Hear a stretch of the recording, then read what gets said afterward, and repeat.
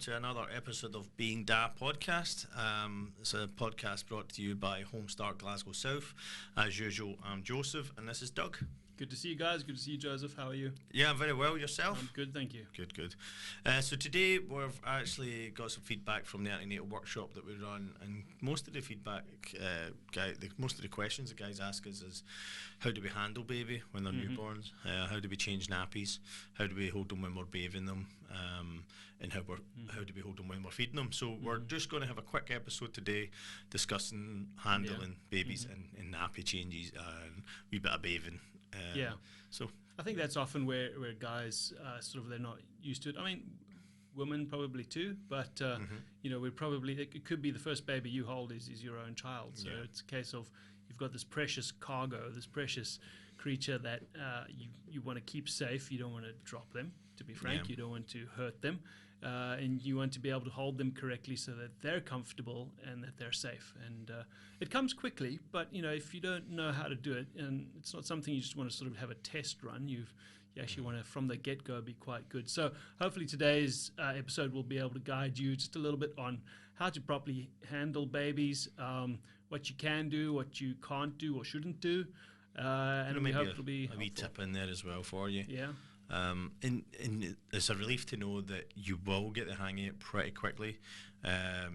Especially with your own kid, it's a wee bit different for nieces and nephews. But when it's your own kid, you do adapt really quickly to holding the baby and feeding your baby and bathing your baby. So, that fear will disappear quite quick. I always think it's good, if you didn't have any fear and you just thought, oh, well, I'm just going to pick him up, hold him, do whatever. It's unlikely you would have that. But it's good, a little bit of fear is a good starting point to sort of motivate you and drive you to do the best you can. And I think that's important. Yeah, the first transfer can be scary. Yeah. So the first time someone, probably your wife or maybe even the doctor at the hospital, hands you the baby for the first time is like, oh, right, here we go. So that can be quite daunting. But it's worth it. It's awesome. Yeah, absolutely. And I mean, babies are in the range. I know we always have a joke about this because I speak in metric. So I talk about 3.5 kilograms. And before the kilograms is out, everyone in the office is going, oh, that's really underweight. But of course, in pounds and ounces, we're talking. Yeah, we're talking the average weight of a baby is probably about 5 to 8 pounds. So can be a bit more, be a bit less, a little bit less, maybe if they're premature. Everybody's different, but the majority are probably born between that weight. They're tiny, they're small. You need to be careful with them. But you will adapt, and they're more durable than you think. But that doesn't mean you can toss them about. No, they're quite. They're fantastic because they're quite strong. Muscles are already developed. Normally, obviously, right after birth, arms and legs still a little bit bent, and as the weeks go by and the months go by, they get used to being able to stretch out properly. So they do limber up a little bit. But there's definitely a proper way to handle your baby, and it's a very safe way. And we're going to introduce our baby, who is not named. I know in the office a bit earlier that's not how you handle a baby, by the way. In the office earlier we were wondering about naming the baby. I don't think we've really gone for No, we've not got a name. No. If you want to suggest a name, feel free. We might pick one. But anyway, this is the baby. And pretty much life size accurate for a newborn. Yeah, it's probably the right size, but this doll's quite stiff, doesn't really bend or move much, as you can see here. If it was a real baby, they wouldn't have the muscles to support his neck. So if you've heard anything about handling a baby, the thing that people will tell you the most is you need to support their neck. Yeah. And of course you do. So the shoulders, the neck, the head, but also the hips and the pelvis, you need to support as well. So the first time some of the transfers you a baby, they'll probably transfer like this. Doug will just demonstrate how we pick them up. So there you go. Once you've got that. So the head, neck and shoulders were placed in the crook of my arm. Obviously I'm holding the pelvis with my fingers, and those are the two places you need to support baby. Now I'm going to do my Lion King impression. I always get teased a little bit about that, but here you go. So for you guys to be able to see this, I'm just going to turn baby like that. So you've obviously got the head, neck, and the shoulders, and these are the three areas you want to support with one hand. And then the other hand, and of course also not the way to handle baby, but is on the pelvis there as such. And that's what you do. You don't need to sort of hold in the middle, in the spine. This section, because they're so small, you're covering the upper back, shoulders, neck, and head with one hand. That's my preferred thing: thumb, index, middle on the neck, and the other two fingers on the shoulders. And of course, you support them like that. And that is perfectly safe, perfectly good. The rest they do themselves. Yep. And that is the safe way to handle them. And obviously, you won't be holding them out like that. You'll be holding them into your chest. Babies feel very secure when they're into the chest of their mum or their dad. When you're supporting them, they'll be cozy. It helps regulate temperature if you're doing skin to skin. But also, babies like the sound of a heartbeat, so it relaxes them, it soothes them. It's a sound they're familiar with. It's a sound they've heard for the last 9 months. So a heartbeat is nice and relaxing for them. But also when you're holding them, talk to them. You know, spend some time just singing or whatever you want to do just to comfort them. So yeah, that's basically holding them just in general.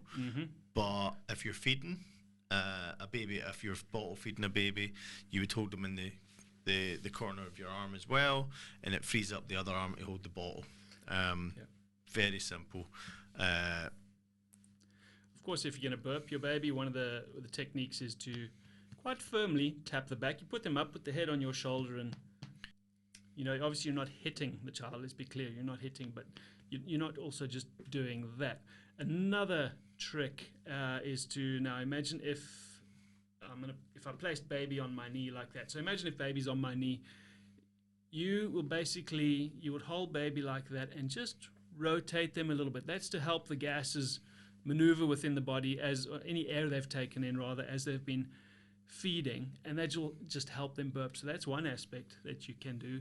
And of course, that the transition between the two is just, as we've described, supporting those key areas. Baby obviously can't sit up at a young age, and they can't keep their head up, so that's why you're supporting the head. Another thing you'll be doing, I don't know if this is what you want to go on to, is talking about nappy changing. Yeah. Was there anything you wanted to mention about this before we moved on to that? No, I think you're all right. So we're going to move on to nappies now. So whether you're using disposable nappies or fabric nappies, doesn't matter. It's pretty much the same. If you're using fabric nappies, don't use any scented fabric detergents or whatnot. Baby's skin's very sensitive. But if you're using disposable nappies, also you don't need to be loyal to a brand. Pick whatever brand's best for you, what's best for your baby, best for your budget. Sometimes the cheaper nappies fit your baby better, but then your baby might grow and you find that those nappies are no longer good. That can also happen with the more expensive brands. So don't feel like you need to be loyal to the brands. Just test a few packs and see what fits. Changing a baby for the first time can be quite daunting for a dad, especially if you've never done it before. So the best place, I'm actually just going to put the baby down just now, but the best place to change a baby is on the floor. So if you put a towel down or you've got a changing mat, put the changing mat down.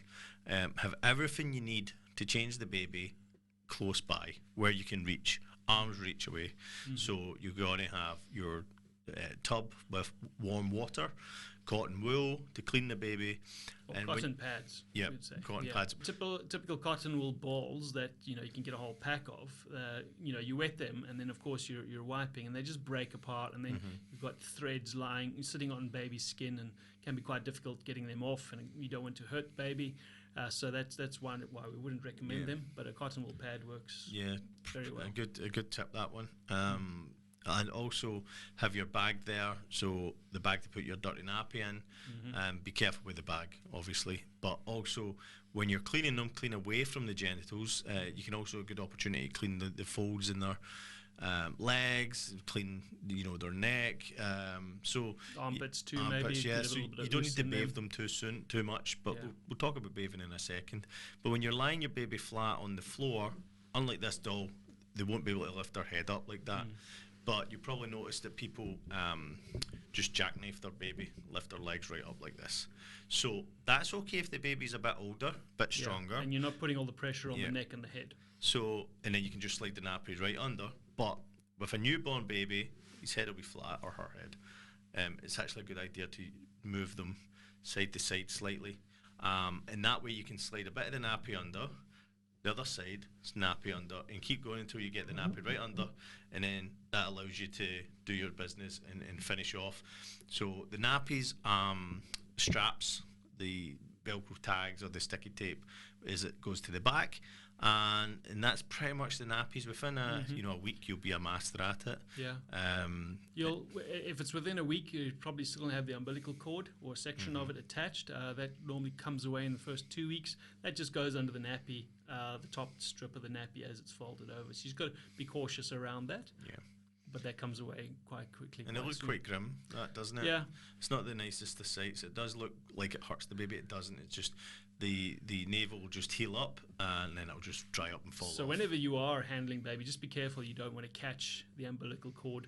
If you touch it, that's fine. The baby doesn't feel you touching the cord, but you just want to let nature take its course in terms of that drying up and then pulling away, coming away. Like we always say, hopefully it's when your partner's changing the nappy, and of course you just bin it. There's nothing, no special procedure for it. Yeah, and we actually discuss all these topics at our antenatal workshop, which is in the New Victoria Hospital. Yeah, it's on Eventbrite. You can book there, and please come along. We do discuss all these topics in more detail, but also, one of the things with handling is bathing a baby. Yeah. So eventually you're going to have to give them a bath.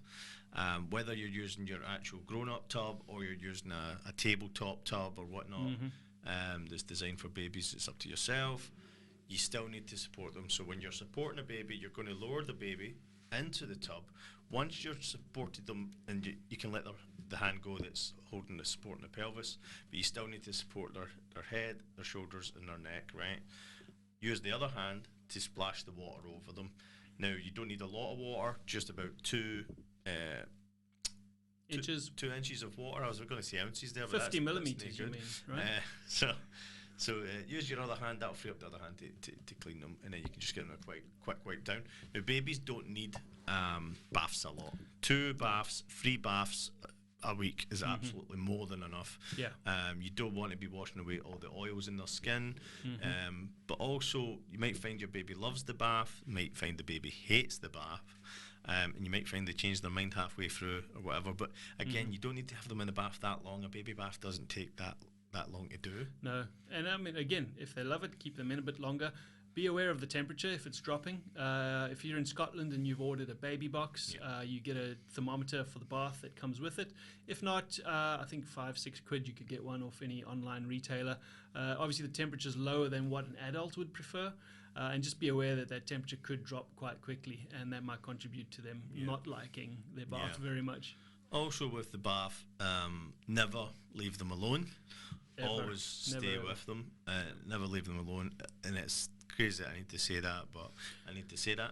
Yeah. And also, if you can get in the tub with them, if you're doing the adult bath. Yeah, you're not getting in the baby tub with them. No. This is a bit awkward. The handling of the baby is quite awkward. It's hard. If you're struggling to handle the baby, hold the baby, I wouldn't recommend it, because baby will be slippy, the bathtub will be slippy, you'll be slippy, and the water temperature needs to be correct for them, so you're probably going to be a bit cold anyway. Personally, I tried it with my kids, or my first child, and I didn't think the experience was that great, so we just stuck with a baby bath, which was fine. Yeah, I tried it once, and it was just I felt that it wasn't worth the hassle after that. It was I needed to get help to get out and the tub. And the water's colder than what you're used to, so it's not fun for us. So like we said, we covered all this at our antenatal workshop. It's a free workshop. We hope you can come along. And that's just a very brief introduction on handling baby. I hope that's helpful and that you've learned something. And for those of you looking forward to become dads, we hope you enjoy the journey. And handling your baby is a phenomenally amazing thing. And that's how to do it well. Oh, and when you are changing nappies, I should have mentioned this. It's a good idea to leave them nappied, unnappied, if that's a term. Denappied. Leave them without a nappy for a while. Don't rush to put the nappy on. Just let them, air it out, I guess. And it's a good opportunity to play a couple of wee games with them. You can get them a wee tickle, blow in their face and whatnot. Have a wee bit of fun with them. So don't rush to get the nappy back on. Have a bit of. And until next time. Yeah, thanks everyone. Hope you enjoyed it, and see you soon.